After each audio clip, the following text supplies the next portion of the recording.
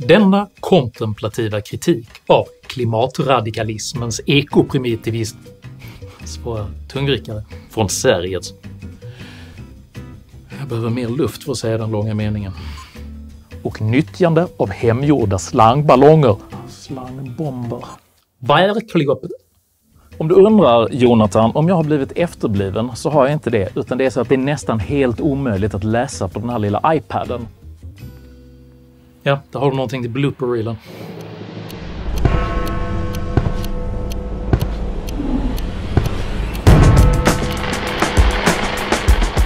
Gott nytt 2024!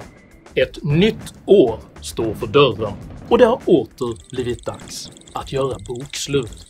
Jag vill därför inleda med lite glädjande siffror som visar att vi, alltså jag som driver denna YouTube-kanal, tillsammans med er som tittar, kommenterar och stöttar, nu gör verklig skillnad. Enligt undersökningsorganisationen Mediaakademin var denna kanal under 2023 den 26:e mäktigaste i Sverige med över 800 000 videovisningar bara under oktober månad. Enligt Internetstiftelsens undersökning för 2023 var jag bland män den 4:e mest följda personen i Sverige för samhällsnyheter och nummer 10 bland alla svenskar. Samtidigt rankade omvärldsbevakningsföretaget All Ears min plattform som den 6:e mest inflytelserika i Sverige, efter 5 public service-produkter. Utöver detta gjorde vårt nya intervjuprogram 100% bejublad pilotpremiär med både statsministern, kulturministern och den före detta arméchefen i studion, tillsammans med allsköns popstjärnor, psykedeliker och politiker. Och naturligtvis nämndes knappt något av detta i etablerade medier.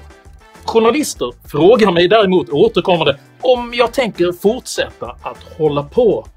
Mitt besked är tydligt. Jag tänker inte bara fortsätta, utan jag har dessutom ambitionen att växa ytterligare. Intervjuprogrammet 100% återkommer under 2024 med en hel säsong av spännande och kontroversiella gäster, och eventuellt kommer vi att kunna lansera ännu ett, än så länge hemligt, intellektuellt nytt debattprogram också. Så gillar ni mina filmer, gillar ni våra planer och gillar ni att de facto utgöra en växande demokratisk motkraft till ett mediokert och salongsaktivistiskt journalistiskt etablissemang, då ber jag er att även stötta denna kanal ekonomiskt med en frivillig donation genom något av betalningsalternativen här nedanför. För tillsammans gör vi nämligen nu skillnad som syns i både opinion och politik, även om somliga vägrar låtsas om det. Därför välkomnar jag er nu till årets nyårskrönika, Uppvaknandet 2023. Gott nytt!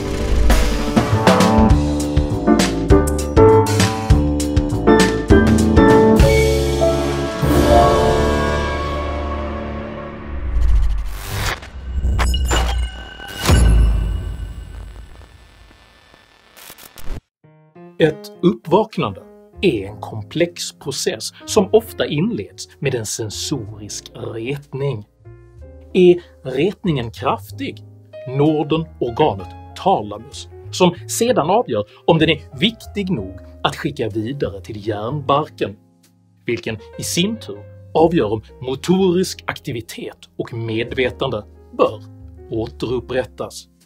Denna process är snarlik socialdemokratins utveckling under 2023, där man på ett par korta månader har gått från att avfärda all kritik av Sveriges tillstånd som desinformation.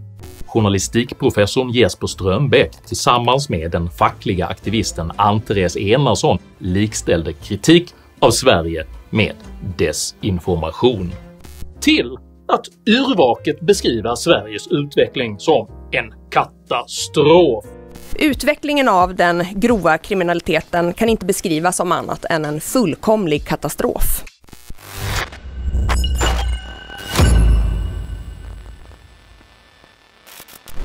Året inleddes med att korruptionsbekämpningsorganisationen Transparency International fastslog att Sverige nu är Nordens näst mest korrupta land, vilket kort därefter bekräftades när en allvarlig korruptionsskandal avslöjades inom Socialdemokraternas bildningsförbund ABF.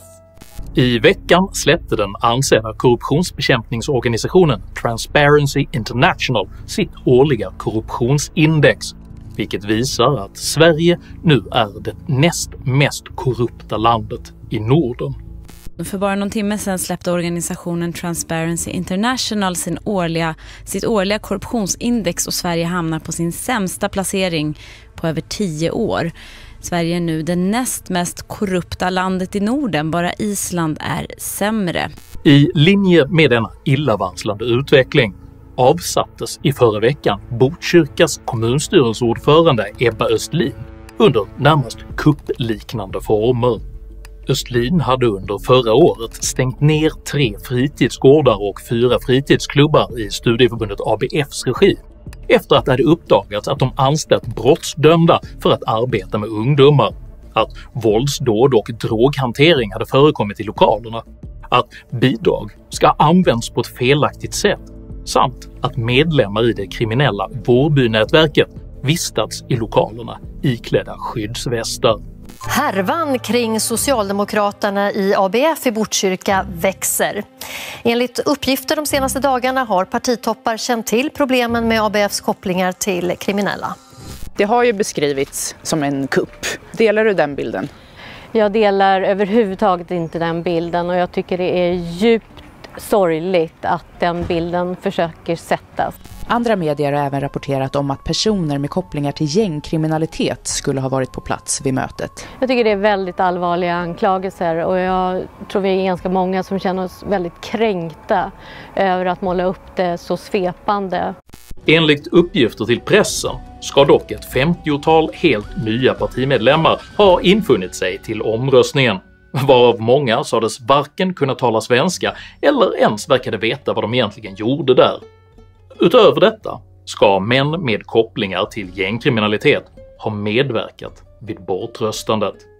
Denna omskakande bild av ett folkhem under angrepp stärktes under försommaren av en hel serie koranbränningar där polisen backade undan för att undvika okontrollerbara upplopp. Så här såg det ut utanför den svenska ambassaden i Bagdad i eftermiddags. Stämningen var mycket uppretad. Det var gårdagens koranbränning i Stockholm som demonstranterna protesterade mot. Och Sveriges Television beskriver konsekvent kravallerna som protester och våldsverkarna som demonstranter. Protesterna mot koranbränningen fortsätter. Eskalering av protester. Demonstranterna protesterade. Och folk vill inte låta honom bränna koranen där. Så det är klart folk plockar upp någon sten, någon tegelsten eller någonting och börjar kasta. Det var en medveten taktik av polisen att inte gripa förövarna på Rosengård. Kritiken mot polisens insats växer. Många av de boende undrar varför polisen inte ingrep mot dem som kastade sten och eldade bilar i söndags. Det är viktigt att när vi jobbar i en så här pass komplex situation som vi gör när vi jobbar med en folksamling på en plats som Rosengård, så är det viktigt att vi analyserar vilken plats vi befinner oss på och vilken kontext. Så att även de som utgör åskådare i detta fallet vid sidan av våldsverkarna utgör en del av en folksamling som kan göra att en situation eskalerar på ett sätt som blir okontrollerbar. Jag förstår att det är läskigt och folk som kastar sten, men ska det vara så att man kan samla ihop 100 personer och göra vad man vill? Socialdemokratins reaktion på denna utveckling var dock inte att försvara demokratin, utan istället att ifrågasätta de demokratiska yttringar som extremisterna tog till våld för att stoppa. Den bästa vägen framåt nu, det vore väl om Jimmy Åkesson helt enkelt sa till sina medlemmar eller sympatisörer att de skulle sluta bränna Koranen. Yttrandefriheten är inte oändlig, den är begränsad. Du får inte stå och hajla här nere i Almedalen. Men om samma person lindar in en koran i bacon och bränner upp den på muslimernas heligaste dag, då får du polisskydd. Är det där vi drar gränsen för yttrandefriheten? Är det precis där den ska gå? Har vi verkligen tänkt igenom det här? Eller är det så att vi också ska skydda den muslimska minoriteten? Men redan här började den sensoriska retningen att skapa större reaktioner inom den socialdemokratiska organismen. Faran med detta sätt att agera sammanfattades mycket kärnfullt av socialdemokraten Nalin Baksi tidigare i somras. Utökad helt enkelt hotbild mot Sverige och många människor som känner sig oerhört kränkta. Kan det inte ändå finnas en poäng med att man helt enkelt förbjuder det för att lugna ner situationen? Och... Då säger jag så här, i det läget vi hamnat i, då betyder det om vi ger efter, alltså om vi ger de här krafterna ett lillfinger, då kommer de inte nöja sig med det. De kommer ta hela handen och hela armen. Denna upplevelse av konflikt, konfrontation och kulturkrock stärktes ytterligare när 2 eritreanska grupperingar under augusti månad drabbade samman i vad media kallade totalkaos. Under torsdagen bröt ett totalkaos ut på Järvafältet när en regimtrogen eritreansk festival ägde rum. Kring 1000 demonstranter stormade festivalen och med hjälp av påkar och tältstolpar anföll de polisen som fanns på plats. Samtidigt står Sveriges Televisions bortkomna reporter framför bolmande brandrök och anstränger sig till sitt yttersta för att förminska sammandrabbningen till nästan lugn. På platsen här, det är lugnt som man ser. Man ser bara några personer som försöker ta sig till sjukvården, som en ambulansbil står där. Själva festivalområdet, det är nästan lugnt. Polisen befinner sig här. Däremot det var på andra området, en knytning till det här området, Tensta och Rinkeby. Det var hundratals personer som sprang dit och där blev det lite konflikt mellan polisen och de demonstranter. Trots public service krystade försök att spela ner sammandrabbningen gjorde det faktum att 2 grupper på över 1000 man utkämpade ett fältslag strax utanför Stockholm att allt fler svenskar ändå ställde sig frågan: vad händer med Sverige?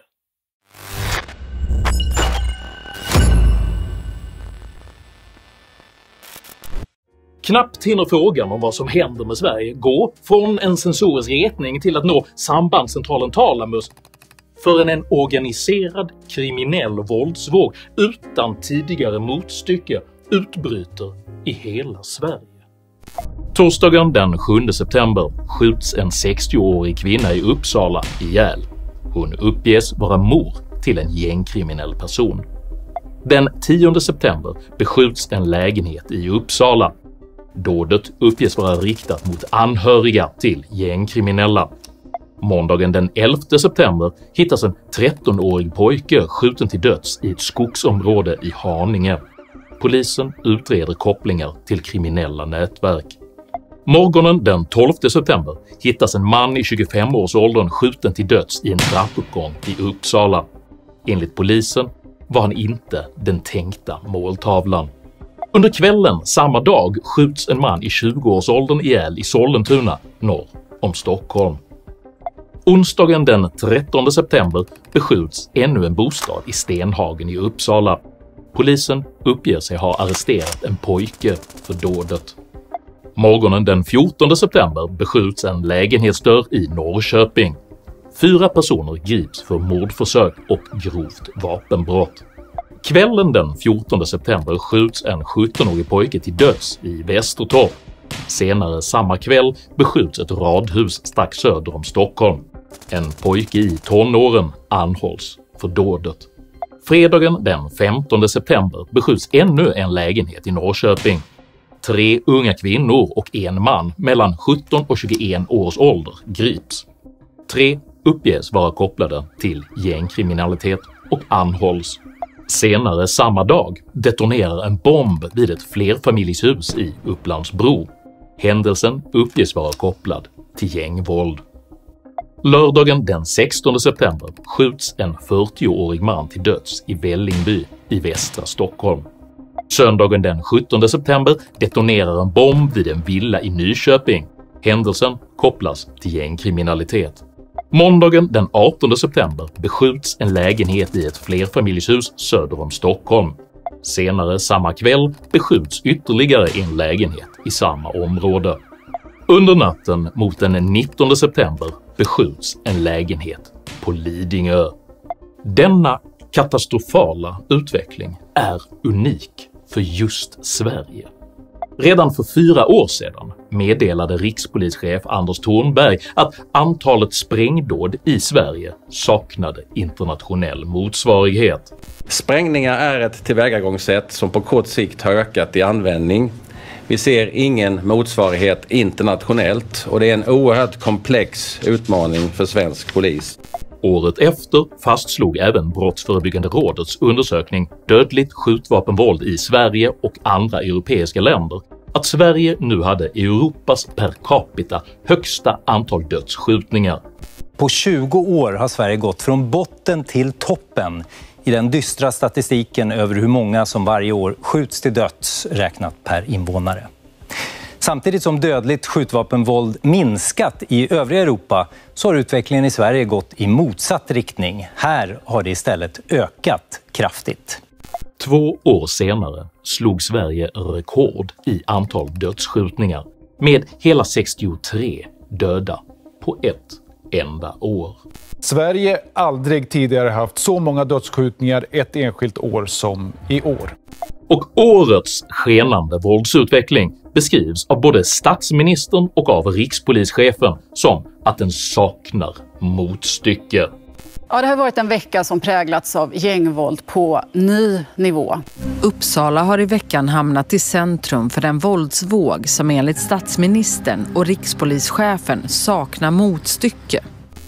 Parallellt med denna våldsvåg framkommer även allvarliga indikationer på att Sveriges rättsväsende och rättsvårdande myndigheter har infiltrerats av organiserad brottslighet. Den organiserade brottsligheten håller på att infiltrera hela det svenska samhället. I slutet av förra veckan häktades en kvinnlig anställd på Attunda tingsrätt misstänkt för dataintrång och för att ha spridit sekretessbelagd information. Chefsåklagare Per Nichols beskrev agerandet som systemhotande brottslighet, vilken helt undergräver rättsvårdande myndigheters möjlighet att bekämpa brottslighet. Grovt brott mot tystnadsplikt men också grovt dataintrång. Och när du skrev till tingsrätten så skrev du att det här var systemhotande brottslighet.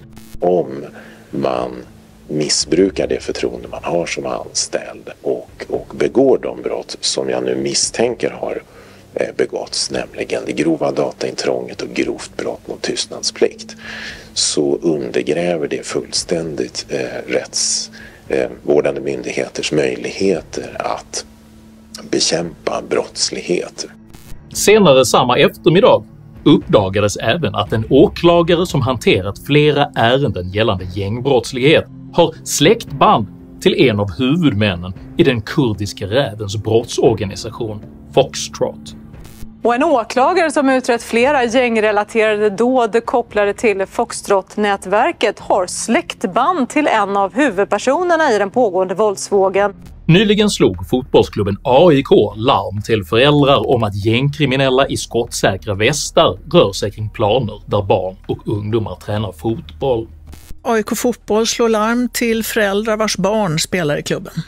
Klubben oroas av att kriminella dykt upp vid träningsplaner iklädda skottsäkra västar och försökt kontakta de unga spelarna. En 13-åring bland annat ska ha fått frågan om han ville tjäna extra pengar genom att lämna över ett paket.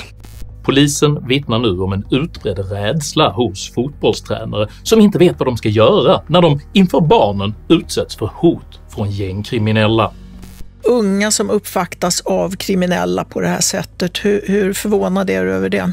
Nej, det har pågått ett tag och jag har fått in ganska många samtal runt just detta problemet under flera år. Jag har varit ute på ett flertal sådana här fall och träffat livrädda fotbollsledare då, som inte vet vad de ska göra, och de har försökt göra någonting och blivit hotade Men det viktigaste är att föreningarna får stöd från både polis men också olika former av idrottsförbund och även då kommunen som kanske är ägare av anläggningen och även har då ett brottsförebyggande ansvar nu. På samma sätt kommer nu även vittnesmål om att så kallade HVB-hem, som ska hjälpa ungdomar med svåra hemförhållanden, nu blivit rekryteringsplatser för de kriminella gängen. Och många av de barnen som häktas, de har tidigare bott på HVB-hem i en miljö där risken ökar för att de ska rekryteras av kriminella gäng. Utsatta barn omhändertas och placeras på bland annat HVB-hem som en skyddsåtgärd. Men trots det ser vi nu flera fall på hur de istället dras in i allvarlig brottslighet. Denna situation sätter åter den pågående infiltrationen av studieförbundet ABF i blixtbelysning, och Socialdemokraternas partiledare Magdalena Andersson tvingas desperat att slå ifrån sig. Och bakgrunden är en konflikt i partiet efter att man stängde fritidsgårdar som ABF drev i Botkyrka efter att gängkriminella vistades i de här lokalerna. Har du förtroende för ledningen i Botkyrka nu när ett 50-tal medlemmar alltså lämnat partiet på en vecka?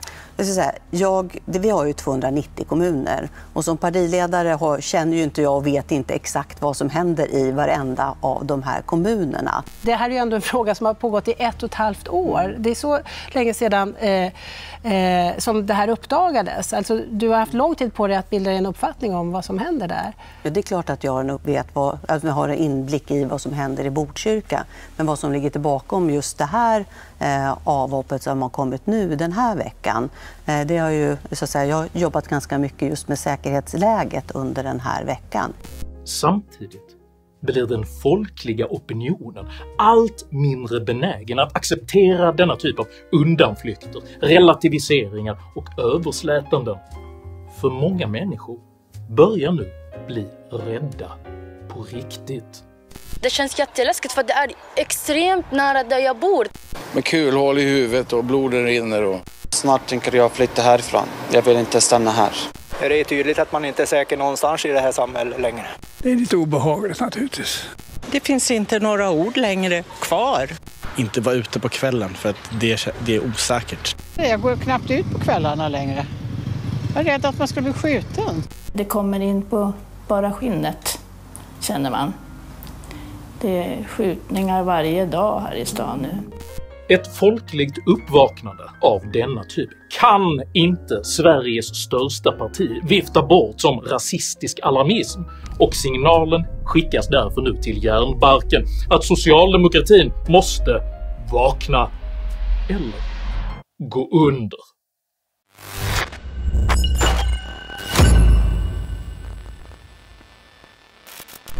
Innan signalerna om korruption, upplopp, totalkaos och organiserade mordvågor ens hunnit nå järnbarken så genomför Hamas en storskalig terrorattack på Israel. Nya explosioner över Gaza ikväll. Dödssiffrorna stiger på bägge sidor. Sveriges Televisions inledande försök att framstå neutralt och balanserat genom att betona konfliktens ömsesidighet kom dock denna gång snabbt på skam. Detta skedde huvudsakligen för att Hamas sadistiska videoklipp tilläts cirkulera fritt på plattformen X, tidigare Twitter.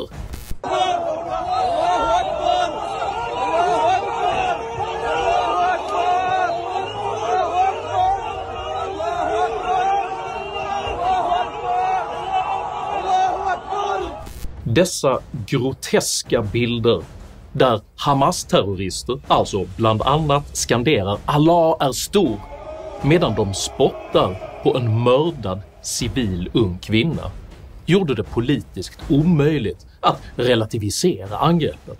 Som om attacken i sig inte är grotesk och skrämmande nog, så bryts ännu fler av folkhemmets skyddsvallar nu ner när det visar sig att en betydande del av Sveriges befolkning faktiskt firar terrordådet.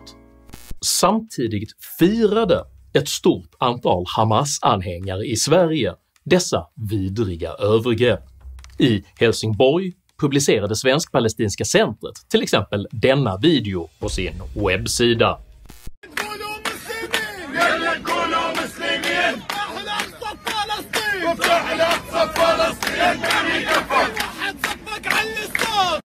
Och i Malmö körde en flera 100 meter lång bilparad, flaggviftande och tutande genom stan, vilken avslutades med fyrverkerier.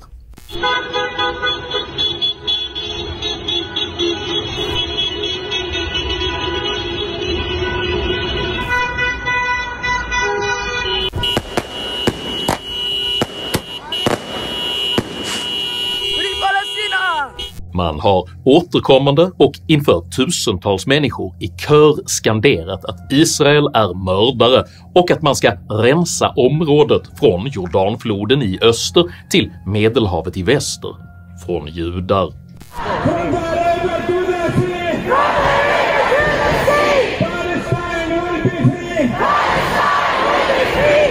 När Socialdemokraterna på ett helt rimligt sätt sedan försöker markera avstånd mot terrororganisationen Hamas angrips de med både hat i sociala medier och med burop i det offentliga rummet. Under söndagen publicerar så Magdalena Andersson ett helt rimligt fördömande av Hamas terrorhandlingar mot civila israeler. Israel skakas idag av brutala attacker utförda av terroristgruppen Hamas. Dessa krigshandlingar ska fördömas. Hamas måste omedelbart upphöra med sina attacker och lämna israeliska områden. På några få timmar fylls hela inläggets kommentarsfält med över 2000 hatiska kommentarer, varav många uttrycker förbittrad chock över att kritik av Hamas terror kommer från det socialdemokratiska parti som man själv upplever sig tillhöra. Och du ska påstås vara socialdemokrat, där försvann min röst på dig. Ser ingen skillnad på dig och Kristersson, ursäkta, men detta var det sjukaste jag läst av en socialdemokrat. Länge leve Palestina. Detta är alltså en betydande del av den moderna socialdemokratins väljarunderlag. Och detta är ett självförvållat problem. För i valet mellan ett krympande väljarstöd och att bygga lojaliteter med tveksamma grupperingar så valde Socialdemokraterna i tysthet det senare. Palestinier ska inte straffas för Hamas terrorhandlingar. Och det är just det som händer nu.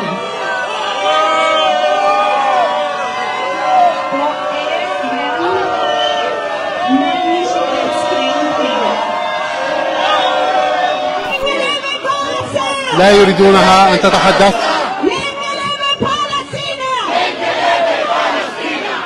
Och just dessa ögonblick blir inte bara för många svenskar utan även för hela socialdemokratin ett iskallt och slutgiltigt uppvaknande, där man plötsligt och kraftigt tvingas erkänna exakt allt som man alldeles nyss förnekat.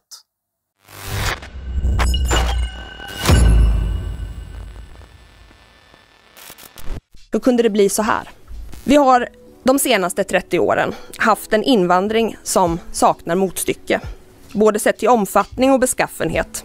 En stor del har kommit från länder med svaga demokratiska institutioner och icke-fungerande skolsystem.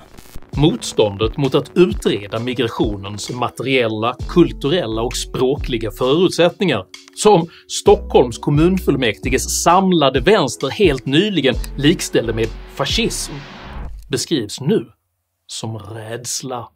Nej, vi ska inte räkna ett enda öre vad människor kostar. Vad ska ni använda den kartläggningen av folkgrupper till?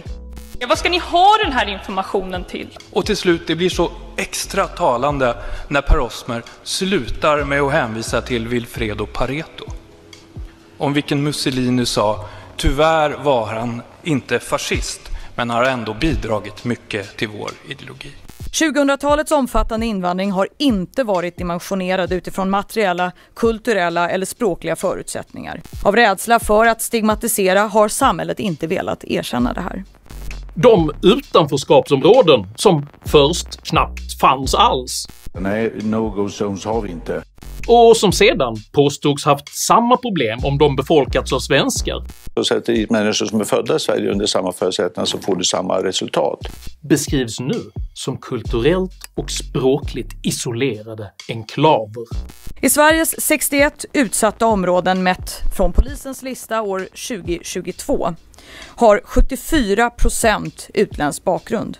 Och det här gör ju att det svenska språket delvis har försvunnit på vissa förskolor. 2000-talets omfattande invandring har inte varit dimensionerad utifrån materiella, kulturella eller språkliga förutsättningar. Av rädsla för att stigmatisera har samhället inte velat erkänna det här.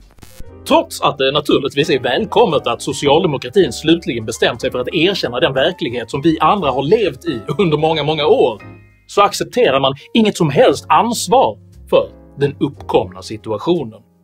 Magdalena Andersson menar istället att samhällsklimatet gjort det omöjligt att föra en ansvarsfull migrationspolitik och skyller ifrån sig på det enda parti som faktiskt konsekvent påpekat problemen.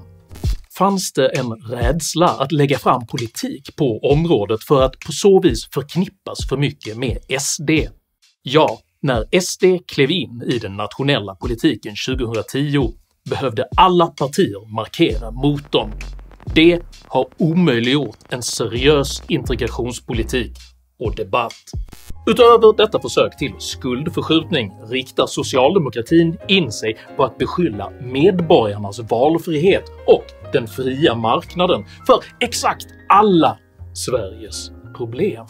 Skolsegregation, privatiseringar och det fria skolvalet. Marknadsskolan har tillsammans med segregationen skapat en sorts flumskola. Men man ska också komma ihåg att det här skedde samtidigt som vi hade en marknadsliberal tidsanda. Trycker tillbaka pessimismen, otryggheten och de privatiserade lösningarna. I Expressen upprepade redan detta budskap än mer resolut. Vi behöver verkligen fundera på hur vi beblandar hela befolkningen. Enligt Redar kommer det att krävas kraftfulla förändringar om Sverige ska bli mer sammanhållet. Däribland att göra upp med en liberal ekonomisk politik, stoppa marknadiseringen av skolan och bryta bostadssegregationen. Det är tydligt vad Socialdemokraterna kommer att angripa under det kommande året. Inte de verkliga problemen, inte förövarna och inte missbruket av välfärdssystemen, utan de laglydiga medborgarnas rätt till fria val. I analysdokumentet “Ökad samhällsgemenskap genom att vi delar ett gemensamt språk” skriver man: att bryta segregationen kräver att man strukturellt bryter den rumsliga separeringen av olika grupper. Den ekonomiska, etniska och språkliga segregationen behöver brytas på en strukturell nivå, vilket kräver att befolkningen blandas. Samhället kommer behöva genomföra insatser vi tidigare inte gjort, i en skala vi inte tidigare sett. Jag uppmanar därför till vaksamhet på socialistiska, kollektivistiska och auktoritära försök till social ingenjörskonst som nu drar in från alla fronter.